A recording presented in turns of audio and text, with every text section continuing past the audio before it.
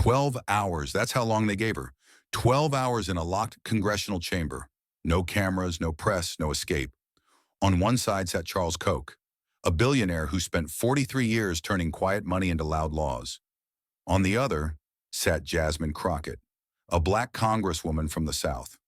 No special favors, no army of donors, just one leather folder and the kind of truth that makes empires crack. He came with lawyers. She came with names. He brought silence. She brought a voice that refused to lower itself, even when the room begged her to. And as the doors sealed shut and the microphones clicked on, Jasmine asked the one question no one dared say out loud. If justice can be bought, who's left to protect the truth? What happened next wasn't a debate. It was a reckoning. 12 hours that exposed a network of lies, deals, and lives forgotten beneath the weight of power. She wasn't supposed to survive that room, but she didn't just survive. She turned the hearing into a funeral. Not for herself, but for the illusion that money makes a man untouchable. And it all started with one list. It was 7:43 a.m. when Jasmine Crockett stepped into room 1124 of the Capitol's West Wing, a room not marked by history, but by secrecy. The air inside was clinical, too cold for spring. A long mahogany table ran through the center like a spine, surrounded by 20 high-backed chairs and 5 strategically placed microphones. None of them live yet. The room wasn't meant for cameras. It wasn't designed for public consumption. It was built for quiet decisions with irreversible consequences. Jasmine walked in alone. No aides, no entourage, no scripted notes. Just her navy blue suit, the slight creak of her leather heels against polished floors, and a worn folder tucked tightly under one arm. It looked too small to carry what she came to reveal. But that folder, according to one anonymous tip, held documents capable of unraveling a 40-year-old web of political engineering. She didn't look powerful, but the room reacted to her as if it sensed what was coming. 2 minutes later, Charles Koch entered. Not many people had seen him in person. He was an empire more than a man, his name whispered through think tanks, tax codes, and policy briefs. But there he was, in flesh and billion-dollar silence, tall, deliberate, and dressed like a man who never had to prove anything. He didn't look at Jasmine. He didn't need to. He simply sat, flanked by 5 lawyers in muted suits, each carrying more binders than she did. The silence that followed wasn't accidental. It was practiced. That's what Jasmine had learned about power. It doesn't announce itself. It walks in, takes a seat, and waits for others to break. A staffer cleared his throat and handed her a single sheet of paper, the formal agenda, 3 printed lines, her name at the top, Charles Koch beneath it, and a simple title, Special Oversight Review, Private Influence in Public Policy. She didn't blink. She didn't flinch. She just nodded, then glanced at the wall clock. 7 minutes until the hearing began. But already a storm was quietly assembling in her chest. Behind her, 2 other members of Congress entered, neither making eye contact. One had accepted campaign donations from Koch-affiliated PACs.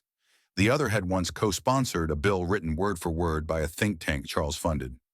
Jasmine had memorized those details, not out of spite, but preparation. If she had 12 hours to dismantle a system, she wasn't going to start with assumptions.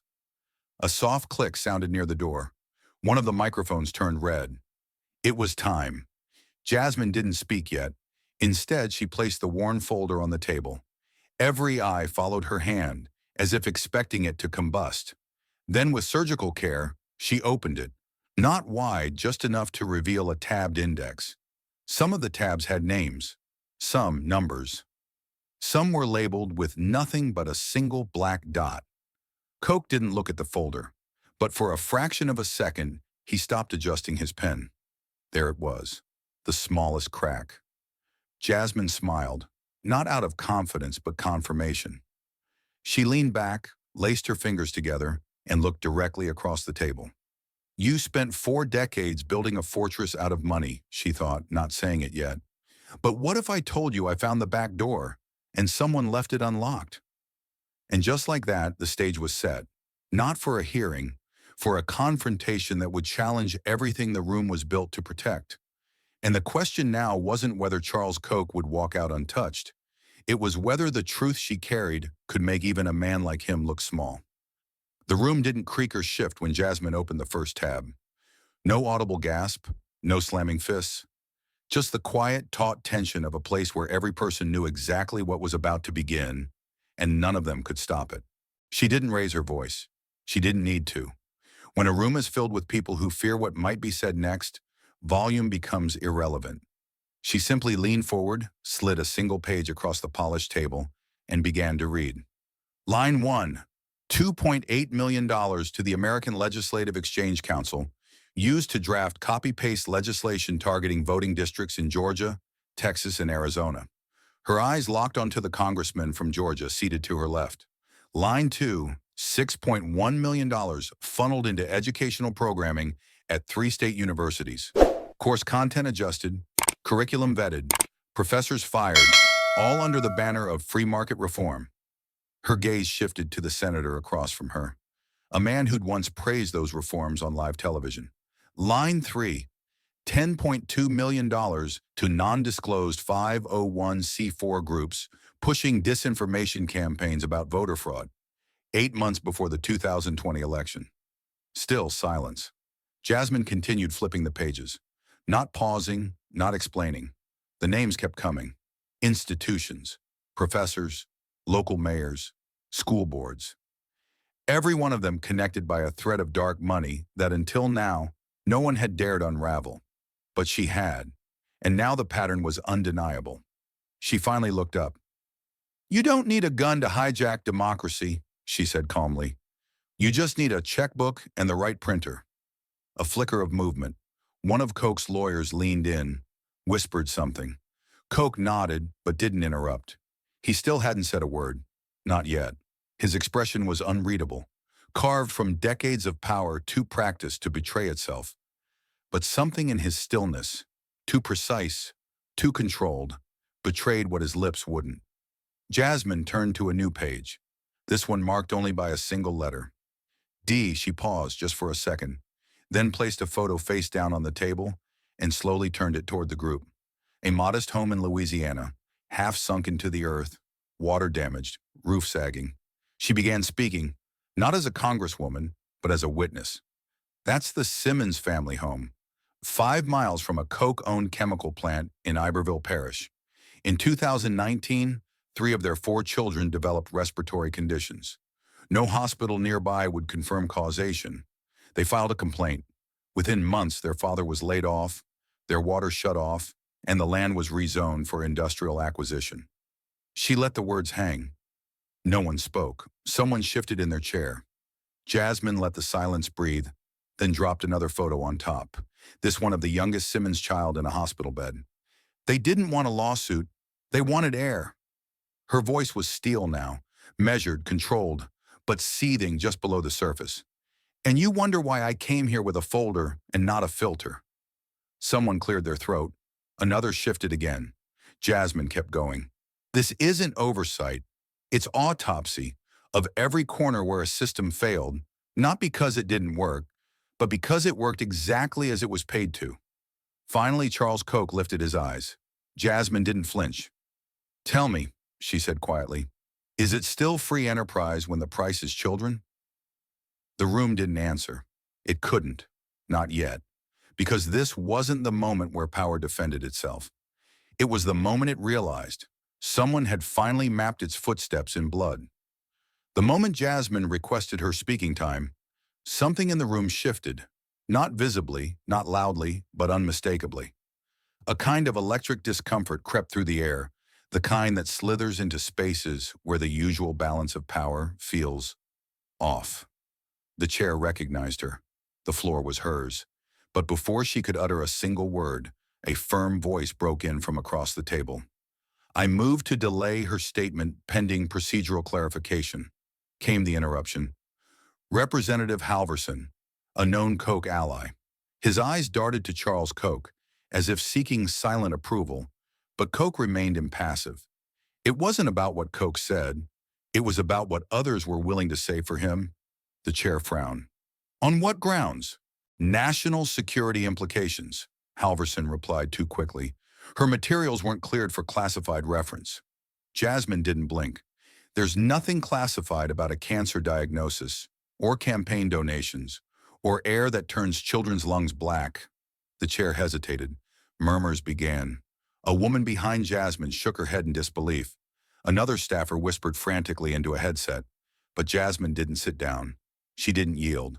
Instead, she stood slowly, opened the folder in front of her, and held up a single page. No red tape, no state secrets, just receipts. The room fell quiet again. She walked toward the center table, her heels the only sound against the marble. She placed the page down in front of the chair. An official campaign finance disclosure from Halverson's own records. Dated, stamped, traced. A $175,000 donation from a Koch-affiliated super PAC. Received just 3 months before he co-authored legislation to weaken EPA air quality enforcement. I have no intention of being silenced by a conflict of interest in a cheap suit, she said evenly. The chair looked at Halverson, then at Koch, then at Jasmine. You may proceed. She did, slowly at first. Her voice was measured, deliberate, unshaken. Not righteous, factual. She told the room about the zoning maps redrawn behind closed doors. The public schools shuttered in majority black districts, while charter schools quietly opened a block away with donor plaques already mounted on the walls. She outlined how Koch-backed initiatives redirected billions in state funding under the guise of choice, only to leave the most vulnerable with nothing left to choose. Then came the silence, the true silence. Not the political kind, filled with polite nods and performative note-taking. This was the kind that comes when truth doesn't shout, but slices, when numbers, dates, and names are laid bare, and the only sound left is the thud of denial collapsing in on itself. Still, Jasmine pressed forward. I'm not here to perform outrage. I'm not here to play martyr, she said. I am here because someone finally has to say what everyone else whispers in cocktail lounges and closed-door meetings. The American dream is being auctioned off to the highest bidder, and this man, she gestured toward Koch, has made sure the poor are never invited to place a bid. Charles Koch met her eyes then, but there was no flicker of emotion, only calculation. He was used to being the storm, but Jasmine had just become the lightning strike. And as she closed the folder and reclaimed her seat, there was no applause, no outburst. Just the quiet, staggering realization that for the first time in decades, someone had looked Charles Koch in the face and refused to look away. Because there are voices you can silence with power, with pressure, with money. But then there's the kind that was never for sale. And that's the kind that makes power nervous. Jasmine stood again, this time not to speak, but to reveal. She reached into her folder and pulled out a folded chart. Thick paper, creased with use, highlighted in layers of red, blue, and yellow. It looked more like a battlefield map than a policy document, and in a way it was. She carefully unfolded it and laid it flat across the table. Several members leaned forward, instinctively drawn to the gravity of what was about to unfold. The words at the top were printed in bold, Operational Flow of Influence, 2003 to 2023. It wasn't just a list. It was a living diagram spanning 2 decades, 9 federal agencies, 14 state legislatures, and more than 60 shell organizations. Lines curved like arteries from one box to the next, showing the movement of money, policy drafts, strategic hires, and lobbying efforts that began in boardrooms and ended in classrooms, clinics, courtrooms, and neighborhoods too poor to fight back. Jasmine didn't say a word at first. She let the silence do its job, let their eyes scan the chaos masked as order.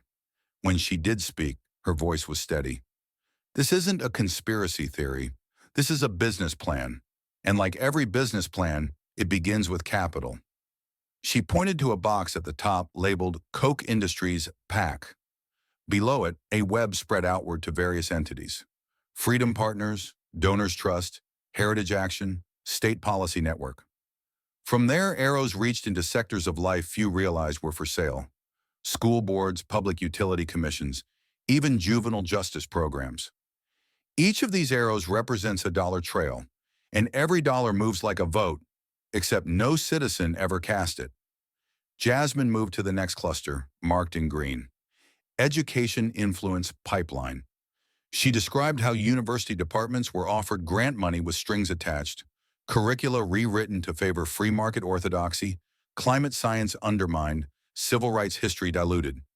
Professors who pushed back, their contracts weren't renewed. In Arizona alone, she continued, 3 state universities rewrote their economics departments to fit a framework created not by academics, but by donors. Students were learning not how to think critically, but how to defend power in disguise. Across the table, one senator shifted uncomfortably. His name appeared in a side box, linked to legislation he'd co-sponsored that matched word for word, a draft found in a think tank memo. Jasmine let her eyes rest on him for a moment. She didn't need to accuse him. The map had already done it. Next came the red lines, perhaps the darkest of all. These threads led to criminal justice reform initiatives that quietly diverted funding away from public defenders and into rehabilitation programs managed by for-profit corporations with ties to Koch-led investment groups. The programs were marketed as innovation, but in practice they warehoused thousands in surveillance-driven halfway houses, where privacy disappeared and failure meant reincarceration. "You don't need prisons if you can rent poverty," Jasmine said flatly. Still, no rebuttals, no objections, just stony faces, law books suddenly more interesting, pens moving for the sake of movement. Then Jasmine delivered the final blow. She stepped back and turned on the small portable projector she'd brought herself, bypassing official staff. The image flashed onto the wall, a heat map of Koch funding overlaid with poverty rates and voter suppression complaints. The correlation was brutal. "This," she said, voice sharp, "is not coincidence. It's design." And for the first time since the hearing began, someone in Koch's legal team leaned forward, not to argue but to whisper something in the billionaire's ear. He didn't respond. His eyes were fixed on the map, as if seeing, maybe for the first time, the entire skeleton of what he'd built. Or perhaps what was beginning to collapse. Jasmine's hand hovered briefly over the folder before she pulled out a single photograph, creased, grainy, printed in black and white. She didn't place it on the table this time. She held it. Let the room see it in her hand, trembling only slightly. The image showed a modest brick storefront in Lafayette, Louisiana. The sign above read, "Thomas and Daughters Tax and Print." It wasn't just a shop, it was a legacy, one that had nearly been buried under a tide of influence, money, zoning tricks, and bureaucratic erasure. Jasmine looked around the room and began. In 2015, Evelyn Thomas, a widow and former schoolteacher, used her pension and a small community loan to open that business with her 2 daughters. It served their neighborhood for 5 years. Small jobs, tax returns, copies. Not flashy, but it mattered. She paused just long enough for the weight to settle. Then the land around them began to shift, not by bulldozer, not by vote, but by decree. Jasmine walked slowly as she spoke, her words gathering force. She explained how a local development committee, funded through a Koch-affiliated nonprofit, had quietly submitted rezoning proposals that would classify the entire district as a transportation innovation zone. The move opened the door for commercial displacement and gave tax incentives to outside developers. Within 3 months, 22 businesses in the area received closure notices. Most folded.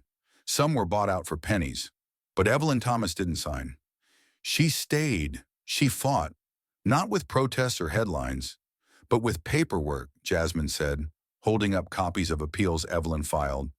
Each one stamped, each one denied with language that shifted each time. Insufficient claim, lacking standing, administrative override. When she ran out of legal options, Evelyn began to document the entire process on Facebook, naming names, posting scanned letters, tagging city council members. The page didn't go viral, it got deleted. Jasmine held up another page. This is an internal memo from a PR contractor hired by the zoning board, dated 6 days after Evelyn's Facebook page was shut down. It lists her as a neighborhood disruption risk, not a criminal, not a threat, just a risk.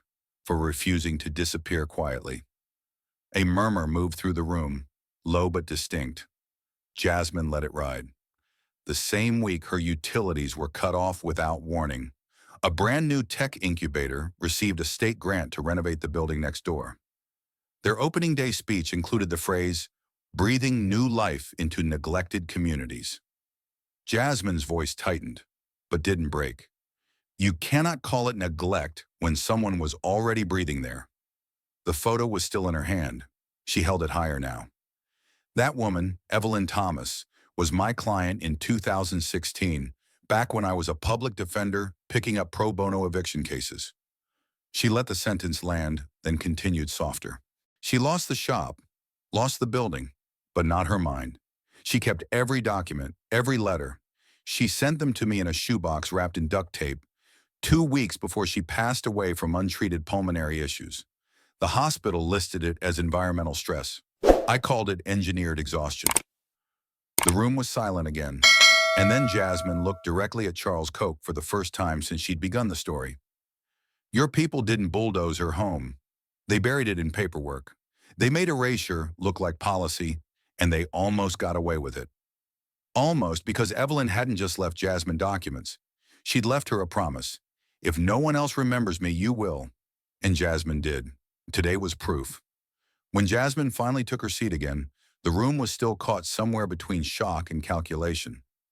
The story of Evelyn Thomas hadn't just unsettled the panel, it had destabilized something deeper, something far more rigid. The illusion that policy was sterile, that it lived in white papers and charts and economic forecasts. Jasmine had shown them that policy bled, that it evicted, that it buried voices not with guns or brute force, but with silence disguised as procedure. It was then, when the room was at its most still, that Charles Koch spoke for the first time. His voice was low, precise, the kind of voice used to private boardrooms and closed-door retreats where people nodded before he even finished a thought. We support free enterprise, he said. Always have. If some localities misuse zoning or tax policy, that's not my hand. That's their failure. He didn't raise his eyes from the papers in front of him. You want a villain, but I built opportunity. What people choose to do with it is on them. Jasmine didn't respond at first. She let him finish. Let the echo of that sentence breathe. I built opportunity. The arrogance wasn't even hidden. It was printed, framed, and nailed to the wall of his every defense. She sat back slowly, fingers steepled together, and looked across the table with something colder than anger. Certainty. Opportunity without access is decoration, she said. You gave options to people who were already in the room, but you locked the doors behind them. You called it freedom, but what you built was a fortress, with policy as your walls and money as the guards. Koch raised his head then, just barely. You're politicizing business. No, Jasmine replied. You monetize silence. A tension rippled through the room, because what she had just said wasn't just an accusation. It was a shift, a reframing. Suddenly, the question wasn't whether Koch had done anything illegal. It was whether he had done everything too quietly, whether the true damage he orchestrated came not from what was said, but what was never allowed to be heard. Jasmine stood again, but this time she didn't reach for papers. She reached for the room itself. Let me ask this panel, how many stories like Evelyn's have gone untold because they didn't have folders or shoe boxes or someone to stand in this room?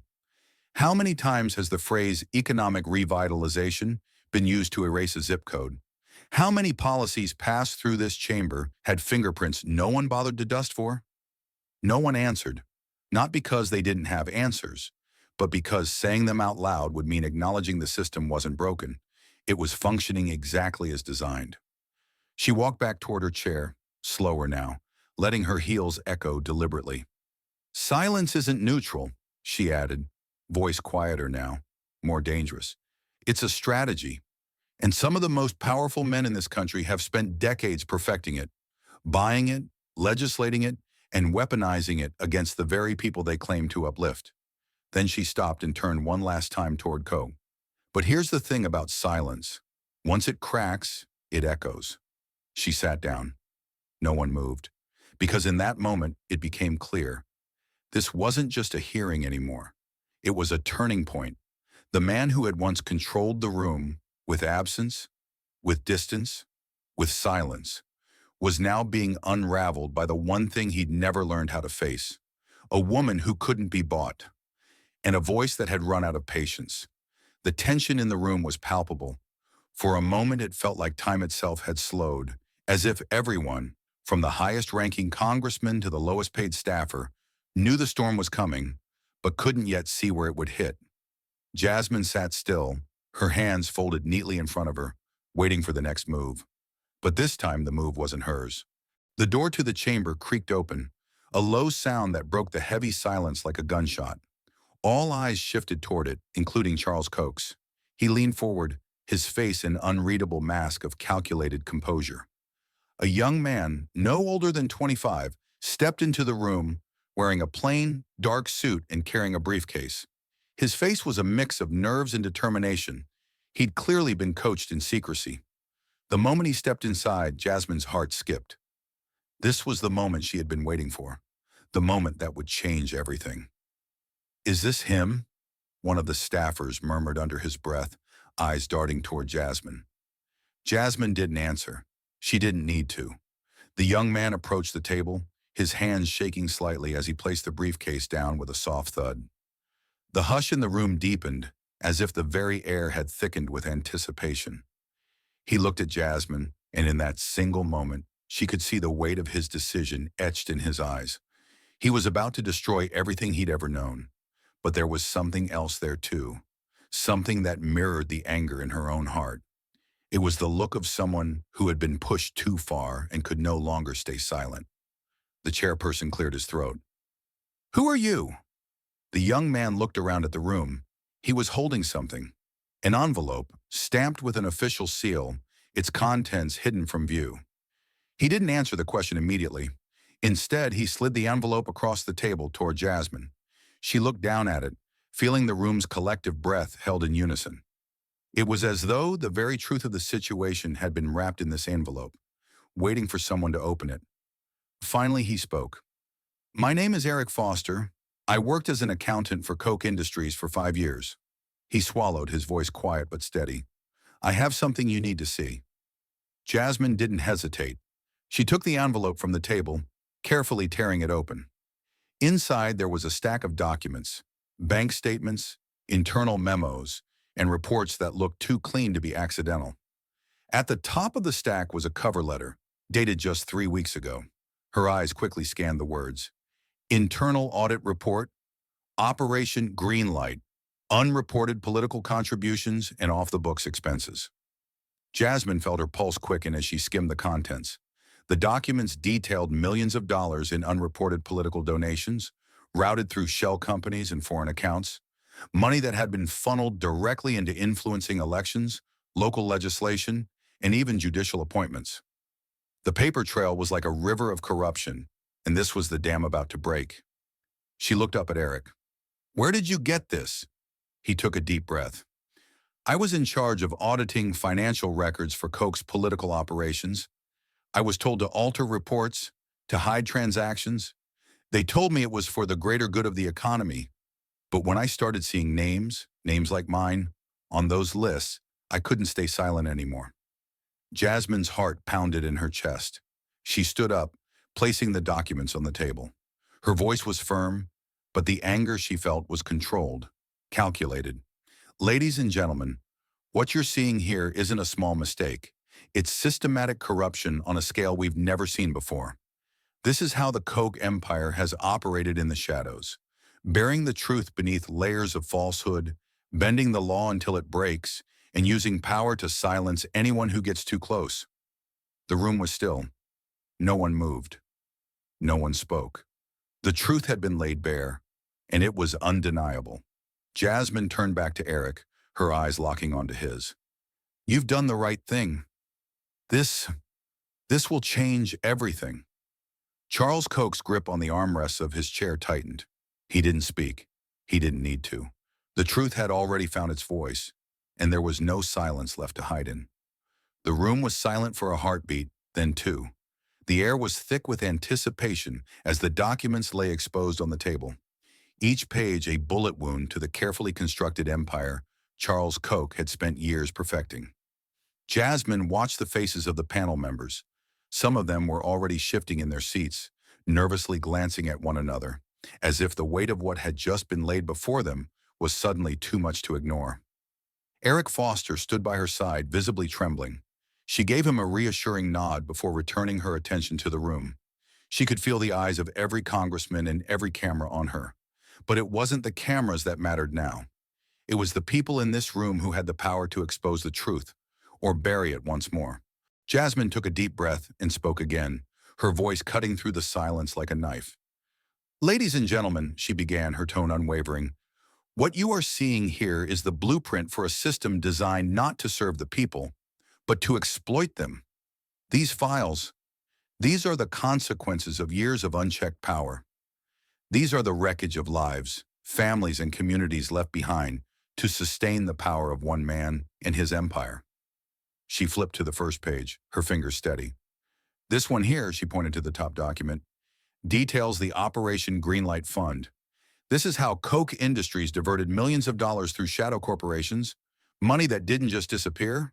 No, it went straight into the pockets of political candidates who were promised one thing: protection." She let the words sink in, watching as the color drained from some of the committee members' faces. They weren't used to seeing it this raw, this real.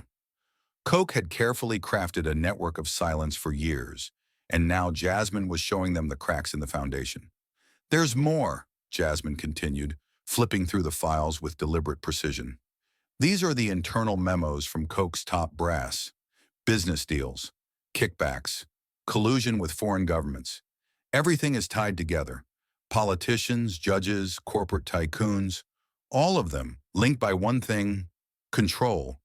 Her finger stopped on a page and she held it up for the committee to see. The name at the top was one they all recognized: Senator David Mitchell.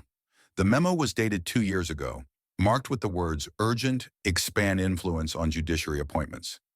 State-level courts must align with business interests." "Do you see that?" Jasmine asked, her voice rising. "This isn't just a matter of politics. This is systemic corruption, an agenda to control not only policy, but the very courts that are supposed to hold them accountable. These documents prove it. They show how Koch Industries has quietly orchestrated the downfall of checks and balances." Jasmine's gaze shifted to Charles Koch, still seated, his face as cold and unreadable as ever. But now the room was no longer just watching the man who had built an empire. They were watching the walls of that empire begin to crumble. She looked back to the committee. "We can no longer pretend that the system works for everyone. It doesn't. It works for the rich, the powerful, for those who have the means to buy influence. And it's killing the rest of us." The weight of her words hung in the room. Some members stared at the table, some at Koch, others shifted uncomfortably in their seats. Jasmine could sense the shift. The tide had turned. This was no longer just a hearing. It was a moment of reckoning. "And don't be mistaken," Jasmine said, her voice firm and commanding. "Koch Industries isn't just a corporation. It's a machine that grinds down anyone who stands in its way. But I'm not afraid of machines, and neither should any of you be." The tension in the room was almost unbearable now. Charles Koch finally shifted in his chair, his fingers pressing together in a steepled gesture. He hadn't spoken yet, but his silence was louder than any words could have been. The reality was settling in. The truth had been laid out, and it wasn't something they could ignore or erase. The final piece of the puzzle was in motion. Jasmine knew this was just the beginning.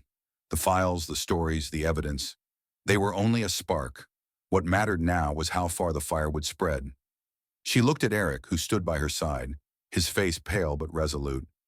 "You did the right thing," she whispered. "This isn't just about one corporation. It's about all of us." And as she faced the room again, she knew the storm was just beginning.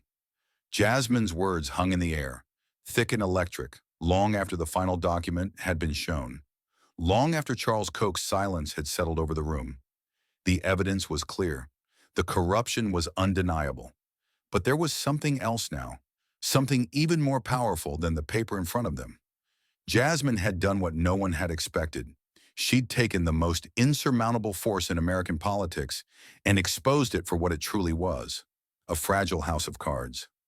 The room shifted imperceptibly at first. The eyes of the committee members darted from one another, unsure of what they had just seen, unsure of how they should react. They were all part of the same system, some more deeply embedded than others, but now they were confronted with the undeniable truth that had been hidden from them, veiled by years of political maneuvering and financial muscle. Jasmine had done more than present facts. She had ripped the curtain down, revealing a beast they had all quietly ignored or, worse, allowed to grow unchecked. Across the table, Charles Koch remained still, but the sharpness in his eyes had softened. For the first time, there was a flicker of something, perhaps a realization that the game he had played for so long had finally shifted. He had always been in control. He had always controlled the conversation. But now Jasmine had taken that control, and she wasn't giving it back. Jasmine felt the shift. She saw it in the faces of the committee members, in the way their body language changed from defensive to contemplative. They were no longer just spectators. They were participants, now forced to reckon with the very system they had been complicit in. It was the Democratic Congresswoman from Illinois, Sarah Cole, who finally broke the silence.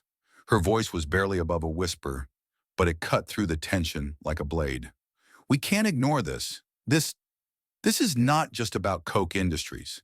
This is about everything that's broken in our system. Everything we've let slide by because it was easier to look the other way. Jasmine nodded, her eyes never leaving the room. She didn't need to speak yet. Sarah's words had set the tone. She had taken what Jasmine said and framed it for them, a moment of clarity in the chaos. She watched as more faces began to shift, slowly at first, then more visibly. The realization was setting in. They weren't just here for a hearing anymore. They were here for something bigger. The dominoes had started to fall, and there was no going back. The mood in the room shifted again. It wasn't just the committee members now. It was everyone in that space. The staffers, the aides, the reporters silently watching from the back of the room. It was as if they had all been in a trance, and now, one by one, they were awakening. The truth had hit them, and there was no denying it. For the first time, they could see what was at stake. They could see the faces of those left behind in Koch's wake, the working-class families, the marginalized communities, the children like Evelyn Thomas's, whose futures were being traded for political capital. Charles Koch looked toward his lawyers, who were frantically flipping through their papers, searching for a way to deflect, to shift the narrative back into his control. But the damage was done. Jasmine had given them no room for argument. She had taken away their power to spin the story. The truth was out, and it was ugly. Koch's voice broke through the quiet murmur of the room, low and steady, but it was clear now. There was no longer the sharpness in it that had been there before. "This hearing is a farce," he said, but there was no conviction behind the words. "You're wasting your time." Jasmine didn't flinch. She didn't need to respond. She had already won, but she wasn't done, not yet. "You may call it a farce. You may try to dismiss it, but the world will see this for what it is." She paused, her gaze sweeping across the room, lingering on each face. "You're not the only ones who know how to use power. I'm just getting started." The room was silent again, but this time it wasn't the silence of controlled power. It was the silence of uncertainty. Jasmine had taken the first step in dismantling the empire that had lorded over them for so long. She had cracked open the door, and now with the eyes of the nation on them, there was no turning back. Jasmine returned to her seat. The chair creaked under her weight, but it wasn't a sign of weakness. It was a mark of her determination. She wasn't afraid. She wasn't intimidated.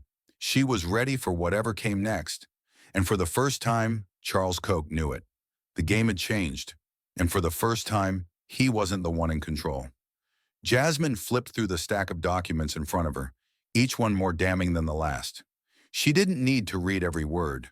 She had memorized the patterns, the movements of money, the subtle shifts in policy that had silently led to the destruction of so many communities. She could see it now, clearer than ever before. The way Koch Industries had insidiously shaped everything, from environmental regulations to local elections, always in the shadows, always behind the scenes. With a steady hand, she slid a single page toward the committee. It was a diagram, nothing complicated at first glance, just a simple flow chart, but it was the story it told that mattered. On the left was Koch Industries, and from there, several arrows stretched out to key players in state legislatures, mayor's offices, judicial appointments, and even to local school boards. The arrows weren't marked with just names. They were marked with dollar amounts, political contributions, lobbying fees, private donations, all funneling into specific people and policies that would later prove to be the building blocks of Koch's vision for America. This, Jasmine said, voice calm but carrying a weight that held the room in place, is how they buy influence. This is how they shape policy, not through public discourse, but through quiet manipulation of the system. This chart shows how Koch Industries doesn't just fund elections, they fund outcomes. She paused, letting that sink in. The room was still. Even the panel members, who had been so assured in their previous defenses, were now watching her closely, some furrowing their brows as they began to make the connections. Jasmine flipped to the next page.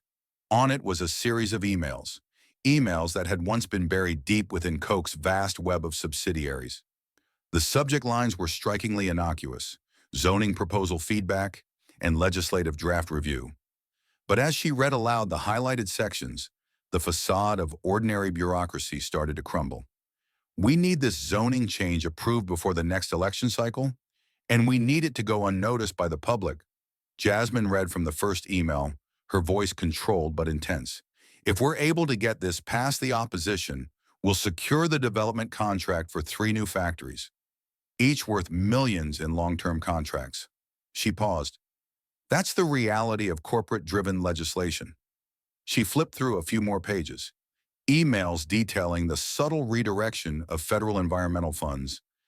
Emails where Koch-affiliated groups had pushed governors to change laws that made it easier for Koch to operate without environmental oversight.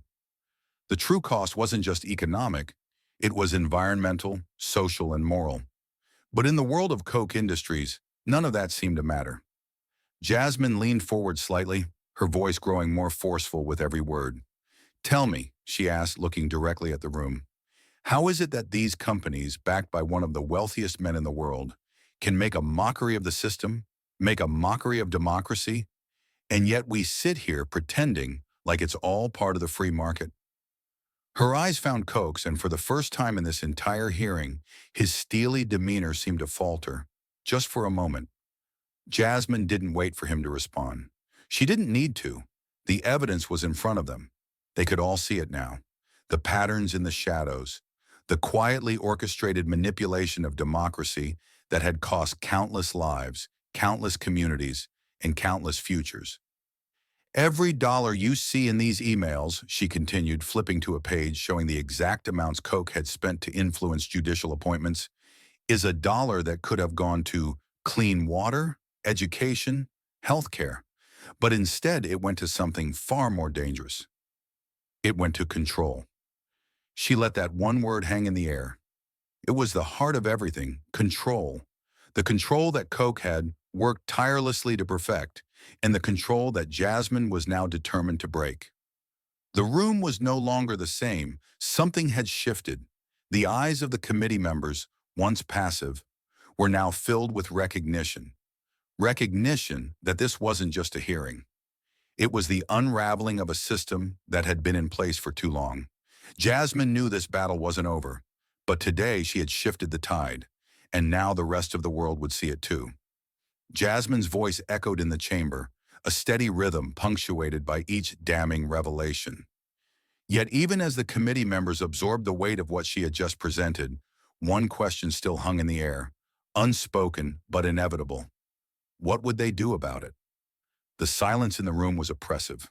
Her last words about the Koch empire, the web of influence, and the corporate juggernaut that had manipulated the very laws meant to protect the public, left the panel struggling for their next move. For a moment, it felt as though the weight of the truth itself had frozen the air around them. But there was no more time to waste. Jasmine could see the unease spreading. Some of the members looked at one another, some scribbled notes frantically. But it wasn't just the committee that felt the shift. In the back of her mind, Jasmine could feel the pressure building. She knew the game was only starting, and the next move wouldn't be hers alone. She had to make them see the cost of inaction. She had to make them understand what they were about to ignore, should they fail to act now. Then a voice cut through the quiet, a voice that had been conspicuously absent until now. It was Senator David Mitchell, the very same name that had appeared on the email Jasmine had just read aloud. A man who had long been the protector of Koch's interests in the Senate. A man whose legislative career had been built on the kind of quiet complicity that Jasmine had spent her entire life fighting against. "Let's not get carried away here," Mitchell began, his voice low but steady. "We're talking about the free market, a market that rewards efficiency, rewards growth. Koch Industries is not the villain in this scenario. They're part of the solution. We cannot condemn their success simply because they have managed to navigate the system better than most." The room shifted again, this time with a subtle unease that crept over the committee members like a dark cloud. Jasmine's eyes narrowed as she listened, but she did not interrupt. Instead, she took a deep breath, then allowed Mitchell's words to sit for a moment, just long enough to let them settle. Then she struck. "The free market," she repeated, her voice cutting through the murmur. "Do you hear yourself? The free market doesn't operate in secrecy. It doesn't pull the strings behind closed doors, at the expense of the people it claims to serve. You're not talking about a system that lifts people up. You're talking about a system that buries them." Her words hung in the air, reverberating in the room, hitting their mark. Mitchell shifted uncomfortably in his seat. Jasmine pressed on, her voice gaining momentum as she prepared to drive the point home. "You and the men like you who have allowed Koch and others like him to play by their own rules are the reason we've reached this point," she said, her gaze never leaving Mitchell. "You've watched as they've privatized profit and socialized loss, as they've poisoned the environment and left communities to clean up the mess. You've been complicit, Senator, and I'm done pretending we can keep letting you off the hook with empty words like growth and efficiency." Mitchell opened his mouth to respond, but Jasmine wasn't finished. She wasn't going to let him spin this. Not now. Not when the truth was finally coming out. "Let's talk about efficiency," Jasmine continued. "The efficiency of shutting down communities in the name of progress. The efficiency of removing people from their homes so your donors can build factories. The efficiency of bearing reports like the ones we just saw, because you know that if anyone saw them, they'd see just how much damage you've done." Her words landed with the force of a punch. She could feel the room's air change, the weight of the truth sinking in. The committee members, those who had previously nodded along with Mitchell's arguments, were now looking at him with a new, more discerning eye. The truth was too loud to ignore, too glaring to be hidden beneath polished political rhetoric. Jasmine paused, letting the silence stretch for just a moment longer before speaking again. "This hearing was never about just Koch. It's about all of you. It's about every legislator who sat idly by, collecting donations, sipping cocktails, and letting this machine flourish at the expense of the people. If you're too afraid to act, then let me tell you, the people will act for you, and they won't forget." The room was no longer just tense. It was taut, like a string pulled too tight. Jasmine stood, towering over the sea of faces, her every word an indictment. She wasn't just asking for action. She was demanding it. This wasn't just a test of Koch's empire. It was a test of the system. And for the first time, Jasmine was forcing it to face its failures head-on. It was a test that had failed, at least for those who thought they could keep turning a blind eye. The walls were cracking. The people were listening. Now it was time to make sure they acted. Jasmine's hands shook as she turned the final page in the stack of documents. The room was quieter now, the weight of the evidence and the truth sinking in with an almost suffocating intensity. The pages, once just ink and numbers, now felt like a map, a blueprint of years of systemic manipulation, a trail of corruption that had been buried too deep to see until now. She had waited for this moment. She had prepared for it. And now, as she laid the final pages on the table in front of the committee, she knew there was no going back. "The numbers," Jasmine said, her voice steady but edged with quiet fury, "are the most damning evidence of all." She paused, allowing the committee to shift uncomfortably. Some of them were already familiar with the numbers. The billions in tax cuts, the millions funneled into dark money packs, the $100 bills of influence that Koch had used to craft laws that served only his interests. But they hadn't seen this yet. Jasmine had saved it for the end, the cold, hard data that tied everything together. This is the data that Charles Koch and his empire have buried under layers of bureaucracy. The real cost of their empire, the cost they've made invisible to all of us, she said, flipping to the first chart. The chart wasn't pretty. It was a simple line graph showing the direct correlation between Koch Industries' increasing political contributions over the years and the sharp rise in income inequality in the regions they controlled. Each point on the graph was marked with an event, a policy change, a law passed, each one a moment when Koch's influence had altered the course of legislation for his own benefit, often at the expense of working-class communities. The data doesn't lie, Jasmine said, her voice rising, and neither do the lives it's affected. She moved her hand across the graph, pointing to a sharp spike. In 2012, Koch Industries contributed nearly $40 million to campaigns supporting anti-union laws in the Midwest. Just 2 years later, the average wage in those states had dropped by 10%, while CEO compensation for Koch Industries more than doubled. She let the numbers hang in the air. There was a murmur among the panel members now, some shifting uncomfortably in their seats, others reading the charts themselves as if seeing them for the first time. But Jasmine wasn't finished. She moved to the next chart, a table filled with data about healthcare costs. Here's where it gets personal, she continued, her tone hardening. Koch Industries, through its network of healthcare providers and insurance partnerships, lobbied against policies that would have made healthcare more accessible to working families. The result? Tens of thousands of people went without healthcare, while Koch companies' profits soared. Jasmine flicked through the table of figures, the numbers sharp and unforgiving. From 2008 to 2018, healthcare premiums in Koch-controlled regions increased by 47%, while Koch's revenue from health-related businesses grew by 78%. She leaned forward slightly, her gaze locking on the committee members. It's not just numbers. These are people, real lives.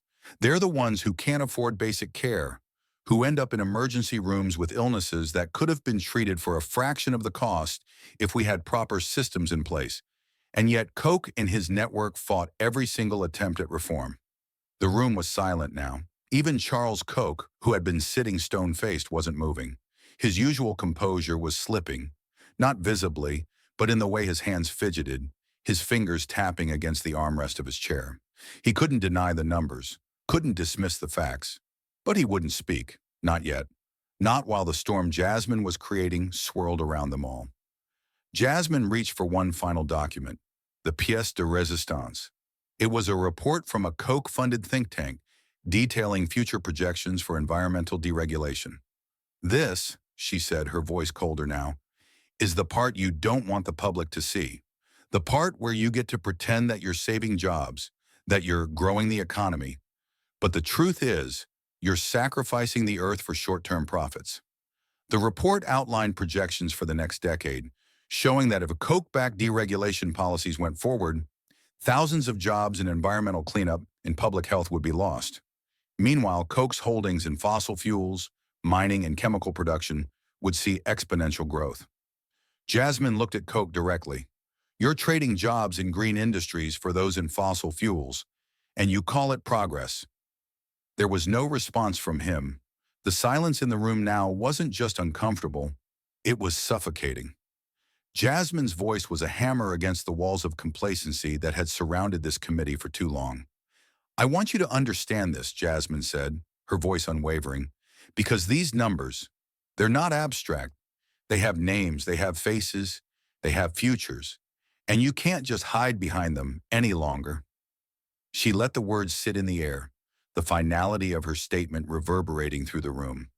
The numbers didn't weep, but they were enough to make anyone who had a conscience feel the weight of the truth that was finally breaking free from the shadows. And for the first time in the hearing, Jasmine saw a glimmer of something on Koch's face. It wasn't fear, but it was the realization that the game he had controlled for so long was no longer his to play. The room was now thick with tension. The walls that had stood between truth and silence were crumbling. and Jasmine knew that she had only a small window of time to make her next move. She had done what no one thought possible, exposing the vast, shadowy network of Koch industries, revealing the damage done to communities, to families, and to the very fabric of democracy itself. But even as the weight of the evidence hung in the air, Jasmine understood one thing. The real battle was still ahead. Across the table, Charles Koch remained unmoved, though his silence now felt more like an admission than a defense. His legal team had not spoken for over an hour. Even the most seasoned political operatives seemed to be scrambling behind the scenes, trying to figure out how to wrestle back control of the narrative. But Jasmine didn't need to wait for their response. She had already pushed the conversation to a point where they had no choice but to acknowledge the truth. The door behind her creaked open, and a staffer slipped inside, carrying a small note. She glanced at it, then folded it in her hands before tucking it back into her jacket pocket. She could feel the pressure mounting, not from the committee, but from the very air itself. She had one shot, and she wasn't going to waste it. Jasmine leaned forward, looking at Koch's lawyers first, then at the rest of the panel. She wasn't interested in politeness anymore. She wasn't interested in playing by the usual rules. What she had uncovered wasn't just a scandal, it was a moral reckoning, and that reckoning wasn't something you could ignore. "Let's be clear," Jasmine said, her voice crisp and measured. "What we've seen here today isn't just corruption in government. It's a deliberate plan to buy our system, to buy our laws, to buy our courts, and it's worked for far too long. But what happens when the people whose lives have been destroyed finally decide they're done, letting you make decisions for them?" The room grew still again. The committee members, most of whom had initially recoiled from the confrontation, now looked directly at her, some of them nodding along. They were beginning to understand that this was no longer about Koch's wealth or political influence. It was about power, real, raw, human power. Jasmine paused, letting the silence build. Then she spoke again, slowly, deliberately. "Charles Koch, you built an empire on the backs of people who had no voice, but today, those people are sitting in the seats of power." Her eyes flicked toward the committee members. "And they're ready to speak." The room was charged now. Jasmine had brought them to this point, and there was no turning back. Koch's face was still calm, but his eyes betrayed a flicker of concern. Jasmine saw it. She could sense that he was starting to realize that his control over this conversation was slipping. Before Koch could respond, the door opened again, and this time it wasn't a staffer. It was someone who had been keeping a low profile throughout the hearing. Evelyn Thomas's son, Greg. His mother had been the one who had first brought Jasmine into this fight, and now Greg was here, standing in the doorway with a look of quiet determination on his face. He held a manila envelope tightly in his hands. Jasmine motioned for him to come forward. The room was still, the air practically crackling with the unspoken words. Greg stepped up to the table, his face set in a hard line. Without saying a word, he placed the envelope down next to Jasmine's stack of papers, his fingers brushing against hers as he did. "This," Greg said quietly, "is the final piece." His voice was calm, but there was an intensity behind it that made everyone in the room sit up a little straighter. He didn't need to say more. The envelope was enough. Jasmine opened it, pulling out a single sheet of paper. The contract. "This," Jasmine said as she held it up for the committee to see, "is a contract signed by Koch Industries and a private prison corporation. It outlines their partnership to build detention centers in the poorest districts of Texas, where Koch will profit off the labor of prisoners, many of whom are there for low-level nonviolent crimes." She let the room digest the words, then added, "This contract has been in place for over 5 years, and it's hidden in plain sight under the guise of private-public partnerships." Jasmine turned to Koch, locking eyes with him. "Tell me, Mr. Koch, what exactly do you call this?" The committee members exchanged glances, the gravity of the revelation weighing on them. It was clear. This wasn't just a hearing anymore. It was a countdown. "Today you're not negotiating for influence, Koch," Jasmine said. "You're negotiating for your legacy. And this is the price." As she spoke, she knew that the real battle was just beginning. The pieces were all on the table now, but whether or not they would fall in the right direction remained to be seen. The room had shifted completely now. The walls that had once protected Koch Industries, the carefully constructed facade of wealth and influence, were starting to crack. The revelation of the prison labor contract had done something Jasmine hadn't expected. It had shattered the unspoken alliances within the room. The once tightly knit defense of Koch was now splintering, piece by piece. But Jasmine knew this was just the beginning. She could feel the power dynamic changing, and with it, the stakes had risen higher than ever before. Charles Koch sat motionless, his usually composed demeanor beginning to show the slightest cracks.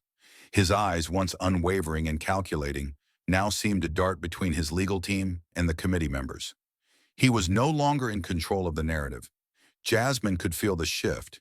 His silence wasn't the calm confidence it once was. It was the silence of a man who realized he was no longer the one dictating terms. As the committee members sat in stunned silence, one of them, a moderate Republican senator from Ohio, finally broke the quiet. This isn't just about policy anymore, is it? He asked, his voice a mix of disbelief and concern. This is about morality. Jasmine's eyes locked onto him. Exactly, she replied sharply. This isn't just about laws and money. This is about the people who suffer because those with power think they can bend the rules, hide behind their wealth, and walk away untouched. The senator's face flushed, and he shifted uneasily in his chair. He had always prided himself on his independence, but now he had been cornered. His vote, his contributions to legislation, everything that had been shaped by Koch's influence suddenly felt like a betrayal, not just of his constituents, but of his own sense of integrity. It was clear that the senator, along with others in the room, was struggling with the realization that they were part of something far darker than they had imagined. Jasmine wasn't just pointing out a few political missteps. She was exposing a system of complicity, a network of people who had knowingly allowed these injustices to happen because it was in their best interest. Then, for the first time since the hearing began, Charles Koch spoke. His voice was clipped, controlled, but there was an edge to it now. "You misunderstand me," he said, his eyes narrowing at Jasmine. "I have built companies that provide jobs. I have helped build the very systems that sustain this country. My investments have created opportunities for thousands of people. This is about creating value, not dismantling it." Jasmine didn't flinch. She knew exactly what he was trying to do. He was trying to appeal to the same tired argument about job creation and economic growth that he had been using for decades. It was the same argument that had allowed him to evade accountability for so long. But Jasmine wasn't buying it. "You call it creating value," she said, her voice sharp and unwavering. "But for whom? For you? For your shareholders? For the people in this room?" She looked around the table, letting the words settle. "The people you've destroyed for the sake of your profits have no voice here today, but they will have one soon, and that's why you're scared." Koch's expression darkened. For a moment, he looked like a man who had been caught off guard, like he was still trying to process the reality of what Jasmine had unleashed. She could see it in his eyes. He had never expected to be cornered like this, never expected someone to turn the mirror back on him in front of the world. And yet, despite the shock in his eyes, he remained calm. His response was a calculated smile, though it was tight and didn't reach his eyes. "I'm not scared of you, Jasmine. I'm not scared of anyone in this room." His voice was cold, a perfect reflection of the power he had wielded for so long. "I've built my empire with hard work. I don't need anyone's permission to continue doing what I do, and neither should you." Jasmine leaned forward, her eyes never leaving his. "You're right," she said quietly. "You don't need permission. You never did. But you will answer for it. The people you've trampled over, they will make you answer. And it won't be the system you've controlled for so long that decides. It'll be the ones you've ignored, the ones who never had a voice until now." A murmur ran through the room, louder this time. The committee members were no longer just watching, they were listening, absorbing the weight of her words. For years, they had been complicit in a system that allowed men like Koch to wield unchecked power, but now Jasmine was calling them to account, and they knew it. This wasn't just about one man anymore. This was about the system that had enabled him, the system they were all part of. Koch's face tightened as Jasmine spoke. It was clear he didn't like being spoken to this way.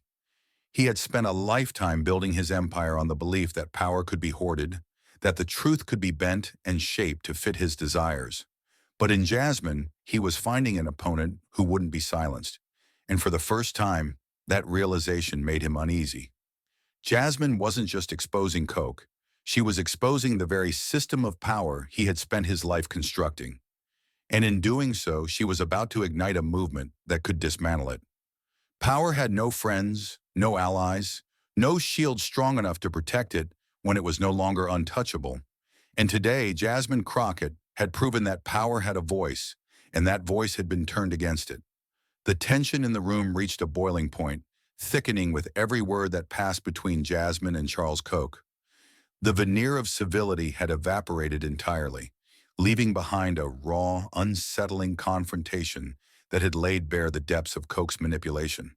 But Jasmine knew they weren't done yet. The story was only half told, and she was about to reveal the final, most dangerous part of the puzzle. Jasmine's eyes locked onto Koch's as she placed the last piece of the file on the table, a report she'd kept hidden for just this moment. She didn't say a word, just let the paper sit there, facing him. The room's energy shifted.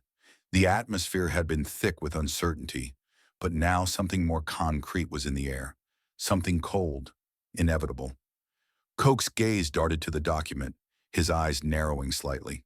He reached for his glasses, but his hand stilled halfway, as if unsure whether it was better to ignore it or face it head-on.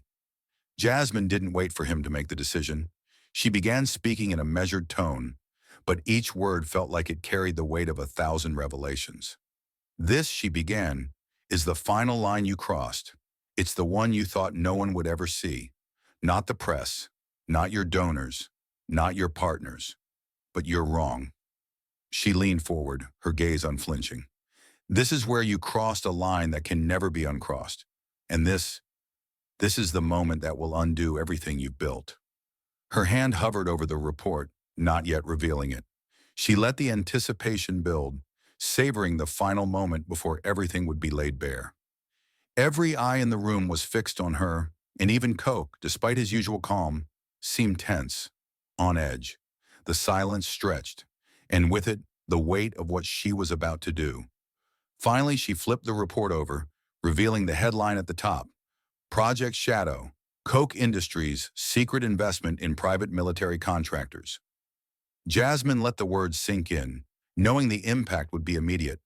For a moment, the world outside the room seemed to vanish. Jasmine continued, her voice calm but powerful. In 2018, Koch Industries invested in private military contractors, companies that operate in the shadows of global conflict. These contractors were deployed in undisclosed operations in foreign countries. What's more, they were used to suppress labor movements, stifle dissent, and ensure that Koch's business interests went uninterrupted by anything as inconvenient as a strike or a protest. The room was dead silent. Every member of the committee sat frozen, as though time itself had stopped. Even Koch, the man who had once moved through these chambers like a phantom, seemed unsettled. He shifted in his chair, his eyes narrowing further as he processed the information Jasmine had just delivered. "This is the kind of power you've cultivated, Mr. Koch," Jasmine said, her voice cutting through the quiet. "You used military contractors to defend your empire. Not through law, but through force. Not by winning arguments, but by silencing the voices that threatened your profit margins." Jasmine could see the crack in his composure widening. Even though he didn't speak, he couldn't. Not yet. Not until the full weight of his actions was fully exposed. She continued, her words deliberate, each one landing with unflinching precision. These contractors weren't just protecting pipelines or factories. They were suppressing the very people you claimed to be creating opportunity for. Your system of free enterprise was never about lifting people up. It was about using violence, quiet violence, to ensure they stayed in their place. And now we're all here, and you can't hide anymore. Jasmine paused, letting the room absorb the magnitude of what she had just revealed. She could feel the weight shift in her favor. She had forced Koch to confront something he had kept buried for so long. something that no amount of money or influence could cover up. But the fight wasn't over yet. And let's be clear, Jasmine added, her tone sharp as a blade. This isn't just about you, Charles Koch. It's about every politician, every institution that let this happen. Every judge, every lawmaker, every organization that accepted your money and turned a blind eye.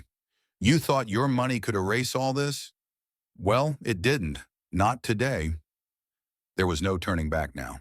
The room was not just watching a hearing. They were witnessing a turning point. Jasmine had just exposed the darkest underbelly of the empire Koch had spent years building. And it was clear, no amount of money, no amount of influence could shield him from the reckoning that was coming. Jasmine stood tall, her gaze fixed firmly on the table, on Koch. You've crossed the line, Charles, and now it's time for you to face the consequences. The silence was deafening. But this silence was different. It wasn't a shield. It was the quiet before the storm. The moment Jasmine finished speaking, the room was electric with tension. It was as if a dam had broken and the floodgates had been opened to the raw truth that had been hidden for so long. The walls of the Capitol's hearing room, once so imposing, now seemed insignificant, reduced to mere bystanders in the face of the overwhelming force of Jasmine's words. The fight she had been waging wasn't just about exposing Koch Industries' corruption. It was about piercing the veil of silence that had allowed it to flourish. Jasmine sat back in her chair, her fingers lightly drumming on the table. She could feel the weight of the room shift. The committee members, who had been stiff and restrained moments before, now looked uneasy. Some of them had spent their careers behind the comfortable cloak of power, insulated by influence and connections. But now, with the truth laid bare before them, they had to reckon with the consequences of their silence, their complacency. There was no running from it anymore. For the first time in this hearing, Jasmine didn't speak. She let the weight of the moment hang in the air, watching as the members exchanged uneasy glances. The truth had done its work. They couldn't ignore it anymore. The question was no longer whether they would take action. It was whether they had the courage to stand up to the forces that had kept them quiet for so long. Then, just as the air in the room reached its thickest, a voice broke the stillness. It was Senator Lisa Arnold, a swing vote on the committee, who had been noticeably silent throughout the hearing. She had always been known for her measured, cautious approach to politics, preferring to stay neutral and avoid rocking the boat. But now her face was flushed, her hand trembling slightly as she reached for the microphone. I don't know how to process all of this, she stammered, her voice wavering. This is more than just bad policy. This is corruption. It's a betrayal of everything we're supposed to stand for. Jasmine didn't react immediately. She wanted the committee to hear what was happening. She wanted them to see how the truth had cracked their comfortable illusions. For so long, they had lived in an echo chamber, surrounded by people who told them what they wanted to hear, who told them that everything was fine, that their donations, their deals, their lobbying were just part of the process. But now that echo had been broken. The reality was unavoidable. The senator continued, her voice gaining strength as the weight of the moment settled in. I never thought it would go this far. I knew Koch had influence. We all did. But this is criminal. Jasmine nodded, her eyes softening for a moment. This is the moment, Senator, she said quietly. This is where we decide if we're going to be complicit in the system that's been built to protect men like Koch, or if we're going to stand up and change it. The room fell silent again. But this time, it wasn't the oppressive silence of manipulation. It was the silence of reckoning. For the first time, the committee was seeing the full picture. They were no longer part of the machine that protected Koch and his empire. They were standing at the crossroads, where the weight of their decisions would determine whether they allowed it to continue or whether they stepped into the light and took responsibility. Jasmine could see the moment of transformation happening before her. The room wasn't just hearing her words anymore. They were feeling them. The echo chamber had been shattered, and in its place was a new clarity. It wasn't going to be easy. The system wasn't going to change overnight. But this was the beginning. This was the first crack in the wall. The committee members were looking at each other now, not in fear, but in determination. The realization was sinking in. They couldn't go back. They couldn't unsee what had been revealed. And for some of them, the thought of continuing to play along with Koch's game felt like betrayal. something they weren't willing to stomach any longer. Jasmine leaned forward, her eyes locked on Koch.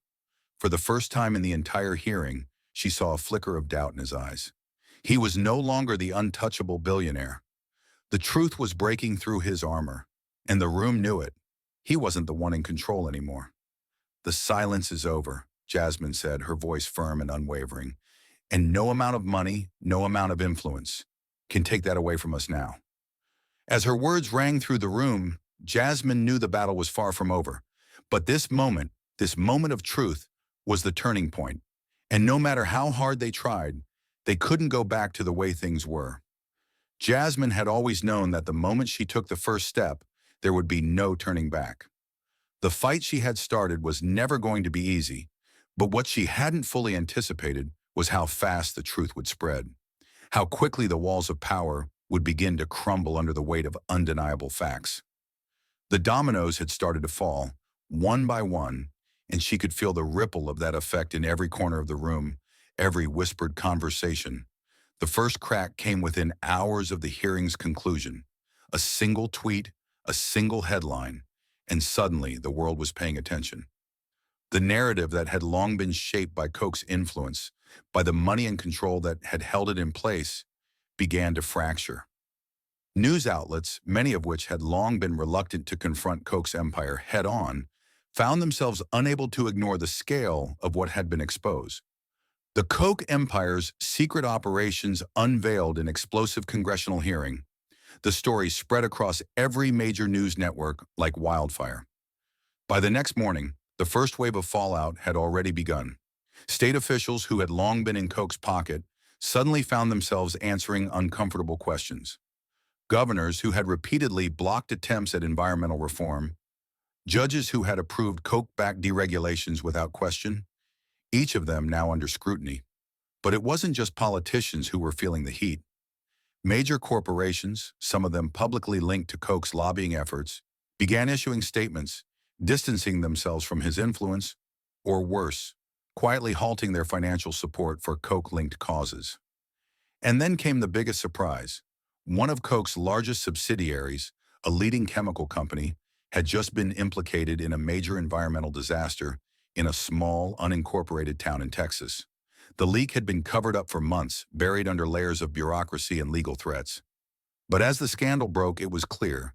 Koch's empire was not just built on the manipulation of policy, it was built on the exploitation of people and the environment.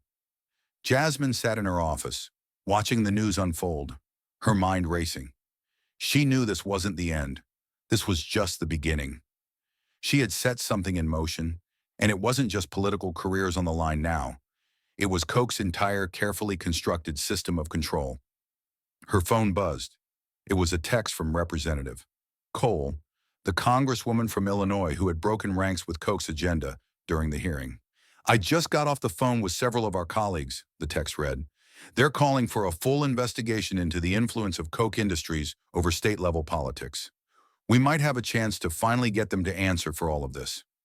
Jasmine smiled to herself, but it wasn't a smile of satisfaction. It was a smile of recognition. The real work had just begun. The political class was starting to wake up.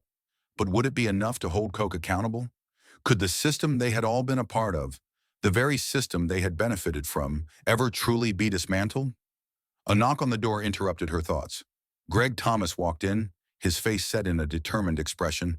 He had been with her from the start, ever since his mother's business had been taken by Koch-backed developers. But today, he wasn't the same man who had handed her the envelope of damning documents. Today, he was different, more confident, more resolute. "They're moving fast," Greg said, a hint of disbelief in his voice. "The reporters, the subpoenas.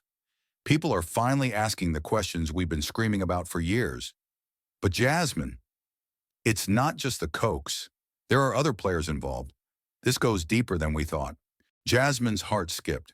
She had always suspected as much, but hearing Greg voice it out loud brought the reality into sharper focus. The Kochs were just one part of a much larger machine. There were others, other powerful entities that had been complicit in shaping the laws and policies that perpetuated the system of injustice.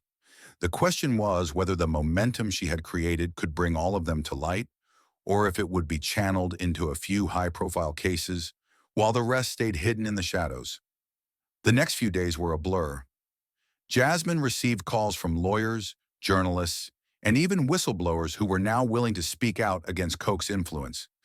But she wasn't just listening to their stories. She was making sure that their voices were heard in the right places. Every piece of information was another key, unlocking more doors, revealing more of the rot that had taken root in the heart of America's political and corporate systems. But Jasmine knew the road ahead would be fraught with resistance. Koch wasn't just going to roll over. They would fight back, throw their weight around, and try to silence the movement she had sparked. She had seen it before, how those in power responded when their influence was threatened. But this time was different. This time the people were awake. This time they wouldn't back down. As the days passed and the fallout continued to unfold, Jasmine stood firm, knowing that the fight was far from over. But for the first time, she felt something she hadn't felt in a long time. Hope. And that hope, fueled by the voices of those who had been silenced for so long, was the most dangerous weapon Koch had ever faced. The dominoes were falling faster now, and as they did, Jasmine knew they would never be the same again. The world was changing rapidly around Jasmine. The pieces she had set into motion, pieces that had started as whispers in dark corners of power, were now crashing together, creating a storm that no one could ignore. The news outlets were all over the story. Subpoenas were flying, investigations were being launched, and the name Charles Koch was being spoken in the same breath as corruption, manipulation, and broken systems. But the storm was far from over. Jasmine knew this moment of triumph, this wave of success, was just the prelude to something even more intense. There was one thing left to do: finish what she had started. Jasmine had spent her entire career fighting for justice. But this was different. This was bigger. This wasn't just about exposing one man or even one company. It was about the system that protected them, the system that allowed them to manipulate, to profit, and to thrive on the backs of the most vulnerable. The fight she had waged wasn't just against Koch. It was against the deep, entrenched systems of power that govern not just politics, but the very fabric of American society. As she walked down the long hallway of the Capitol after the hearing, the weight of everything that had just happened pressed down on her shoulders. The room had shifted. She had seen it. The moment when the committee members realized the truth, when the facade of control they'd relied on for so long began to crack. But Jasmine knew they weren't the only ones watching. The real test had only just begun. The press was now outside, cameras flashing, reporters shouting questions. But there was one voice that caught her attention amidst the noise. Congresswoman Crockett. The voice was familiar. It was reporter Jane Waters, a journalist who had been following Jasmine's work for years. She had always been fair, but also cautious. Today, though, there was something different in her tone. It wasn't just curiosity, it was something sharper. Jasmine, are you ready for what's coming next? Jane asked, her voice a mixture of awe and apprehension. Koch won't sit back quietly, and neither will his allies. Jasmine didn't answer immediately. She just looked at Jane, the weight of everything they had just exposed hanging between them like an unspoken truth. They never sit quietly, Jasmine said, her voice quiet but resolute. But we've never been louder. But as the words left her mouth, Jasmine knew the full impact of what she had just started. Charles Koch's empire wasn't going to fold that easily. The next phase of the battle would be the real test, the one that would determine whether the truth she had revealed could really change anything, or whether those who had long controlled the system would find a way to bury it all again. Hours later, Jasmine sat in her office alone for the moment. She stared at the stack of papers in front of her, the very same files that had exposed the vast network of corruption. She had already done the unthinkable. She had forced Koch to face the truth. She had made him vulnerable. But as her mind raced, she knew that the hardest part of this fight still lay ahead. Ensuring the system that had allowed this corruption to thrive was dismantled, piece by piece. She looked at her phone and saw a message pop up. Senator Mitchell, the one who had broken ranks with Koch's interests during the hearing, was calling for a public investigation into Koch Industries. He was ready to back her, but only if the public support was strong enough to withstand the pushback. Jasmine knew what that meant. The next few days would decide everything. She had to rally the people, get them to believe in the change she was fighting for. If they stood behind her now, the system could be reformed. But if they turned away, if the noise of the powerful drowned out the truth, then the moment she had created would slip away into history as just another scandal forgotten. Her phone buzzed again. A new message, this time from Representative Cole. "They're coming for you, Jasmine. Be ready."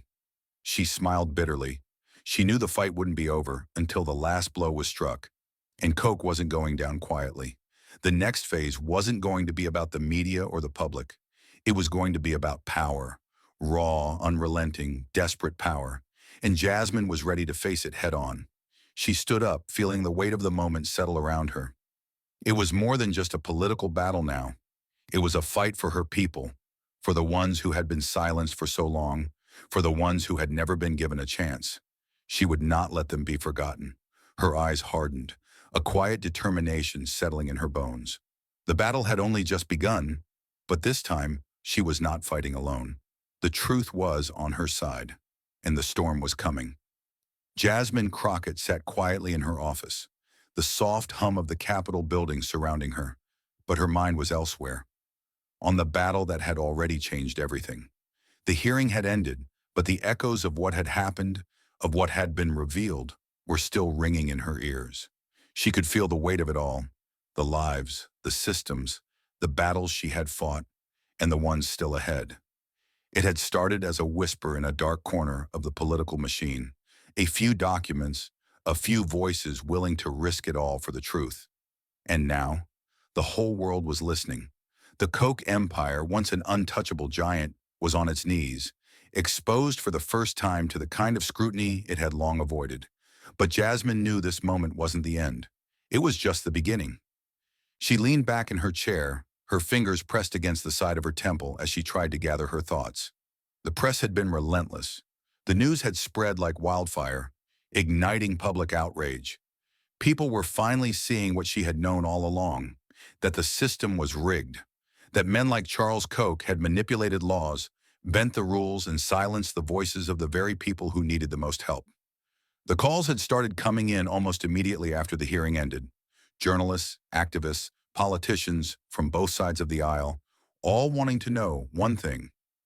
What's next? Jasmine didn't have all the answers yet, but she knew one thing for certain: she wasn't stopping now. Her phone buzzed again. This time it was a message from Representative Cole, the congresswoman from Illinois who had joined her cause after the hearing. It read, "They're calling for a public hearing. The pressure's building. We need to keep this momentum." Jasmine smiled to herself. Representative Cole had become one of her most trusted allies throughout this fight, and now the time had come to push even harder. Jasmine's eyes fell on a picture on her desk. Evelyn Thomas's family. The photo, though faded, still carried a sharp intensity. It was a reminder of why she had started this fight in the first place. Evelyn had been the first person to believe in Jasmine when no one else would, and her fight for justice had sparked something Jasmine could never ignore. It was more than just the Kochs now. It was about the countless others like Evelyn, those who had been trampled by the system, who had never had a voice of their own. The room outside her office was busy with staff, aides rushing in and out with paperwork and updates. But Jasmine stayed rooted in her seat, allowing herself a moment of quiet reflection before the storm that was coming. She had been in this fight for a long time, but now the stakes were higher than they had ever been. There was no going back, no returning to the comfortable silence they had all accepted before. She thought of the people she had met along the way. Greg Thomas, whose family had been displaced by Koch's land deals. Eric Foster, the whistleblower who had risked everything to expose the truth. The workers, the families, the communities who had reached out, their voices now louder than ever before. They were all part of this fight, and they wouldn't be silenced. Jasmine stood up from her chair, her posture straighter than ever, her resolve solidifying with each passing second. It was clear now that this wasn't just about holding Charles Koch accountable. It was about changing the entire system that had allowed men like him to flourish unchecked for so long. The world was watching. The battle was no longer in the shadows. It was out in the open, and Jasmine was ready to take the fight to the next level. As she walked toward the window, looking out at the city that had been the backdrop for so many of her battles, she realized just how much had already been won. The truth had broken through, but there was so much more to be done. And as long as she could stand, she would keep fighting. For Evelyn, for Greg, for the countless families whose stories had been ignored. The echo of the hearing was fading, but its impact was only beginning to take hold. Jasmine Crockett wasn't just a congresswoman. She was the voice of a movement, a force that would no longer be silenced.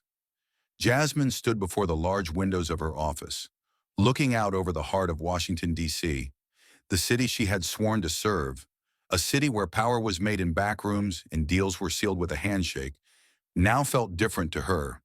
The skyline, once an image of ambition, now seemed like a labyrinth of broken promises, each building a testament to the system that had allowed so many to suffer while others thrived. Her hands, still slightly trembling from the weight of the hearings, rested on the edge of the desk in front of her. The papers, the files, the reports, everything she had uncovered, everything she had fought for, was now in the open. But the work was far from over. She had broken the silence, torn down the veil that had shielded the corruption of Charles Koch and his empire. But what lay ahead was more than just a legal battle or political maneuvering. It was a fight for justice, a fight to rebuild a system that had been corrupted beyond recognition. Jasmine closed her eyes for a moment, taking a deep breath, allowing herself a brief moment of solitude before the world would come rushing back in. She thought of the people she had met along the way, the faces that had been forgotten by the system. Evelyn Thomas, whose fight for justice had sparked Jasmine's own. Greg Thomas, Evelyn's son, whose determination had helped give voice to a family that had been silenced by the very forces Jasmine was now fighting. Eric Foster, the whistleblower who had risked everything to expose the truth, his bravery now immortalized in the documents that had changed everything. She had carried their stories with her every step of the way. Every moment in that hearing room, every word she spoke, was a tribute to their struggles, to their resilience, and to their unwavering belief that the system could be made better. But it was more than just their stories. Jasmine carried the weight of every person who had ever been silenced, every person who had been crushed beneath the weight of injustice. It was not just their fight, it was hers. Her eyes lingered on the window again, but now instead of seeing the city as a monument to power, she saw it as something more, a battleground. And it was a battleground that Jasmine was ready to take on. The fight wasn't over. In fact, it had only just begun. A knock on the door broke her thoughts. She didn't need to look up to know it was Representative Cole, the same congresswoman who had stood by her side in the hearing, the same one who had been courageous enough to speak out when others had stayed silent. "Jasmine, are you ready?" Representative Cole's voice was firm, but there was a warmth to it. Jasmine could hear the strength in her words, a strength that mirrored her own. Jasmine smiled softly, standing up and walking toward the door. "I'm ready." As she opened the door, she felt the familiar weight of responsibility settle back into her bones. It was a weight she had carried for years, ever since she had first stepped into politics, ever since she had made the decision to fight for those whose voices had been lost. It had been a long and difficult journey, but now it was time to move forward. The fight would be long. There would be battles to come, political, legal, and personal. But Jasmine knew one thing. She would carry the truth with her, and with it, the power to change the system that had failed so many for so long. The world outside was waiting, and Jasmine was ready to face it head-on. As she walked out of the office, Representative Cole at her side, Jasmine knew that the road ahead would not be easy, but it was a road she had chosen, a road she would walk with her head held high. She had broken the silence. She had carried the stories of those who had been forgotten. And now it was time for her to fight for them, to fight for all of them. The fight for justice had only just begun. The halls of Capitol Hill were quieter now, the echoes of the hearings fading into the background. But the ripple effects of what had transpired would last for years. Jasmine Crockett stood at the window of her office once again, watching the sun dip behind the skyline. She could feel the weight of the day's events still pressing down on her. But it wasn't the exhaustion that dominated her thoughts.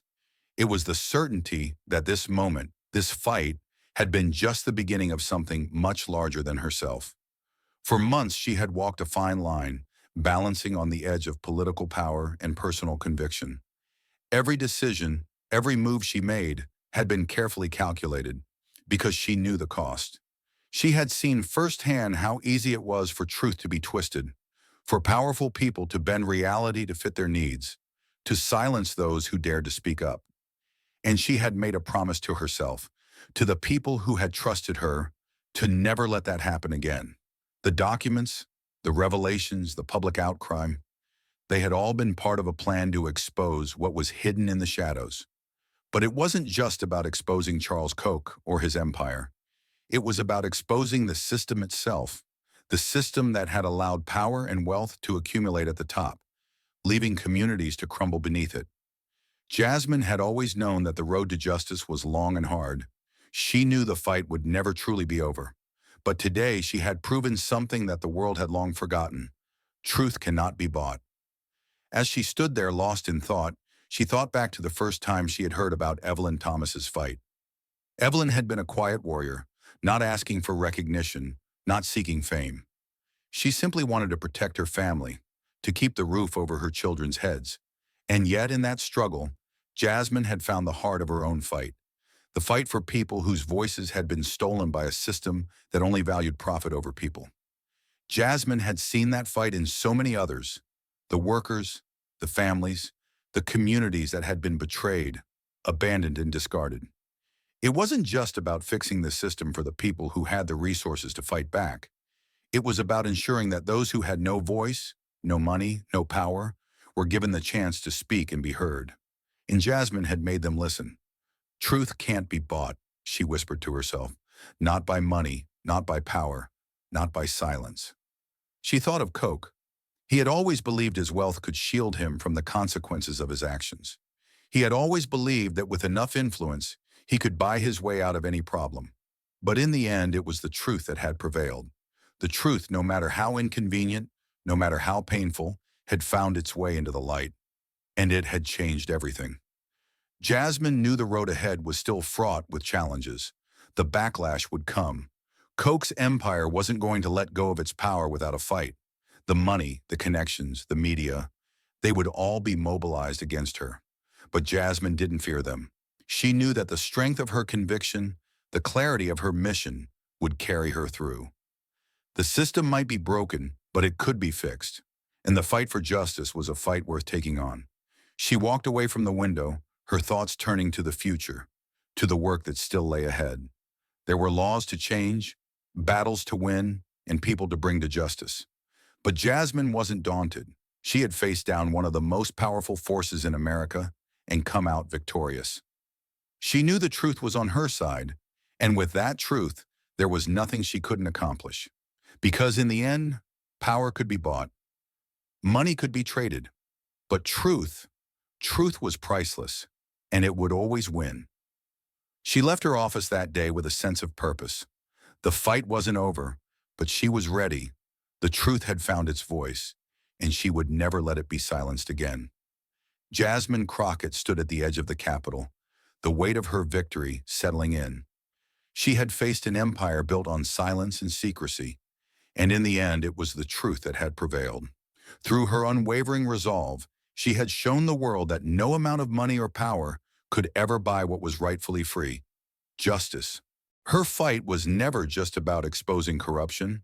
It was about reminding everyone that true power lies not in wealth or influence, but in standing firm against injustice, no matter the cost.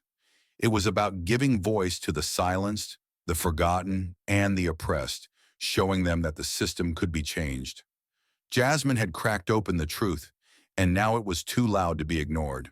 In this battle, she had not only torn down the walls of an empire, she had built something stronger in its place, a foundation where truth could no longer be buried. As she moved forward, the road was far from clear, but she knew this: the truth could never be bought, and those who sought to hide it would always be unseated by the power of the people.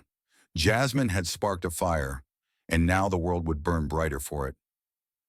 Truth had been set free, and no one could silence it again.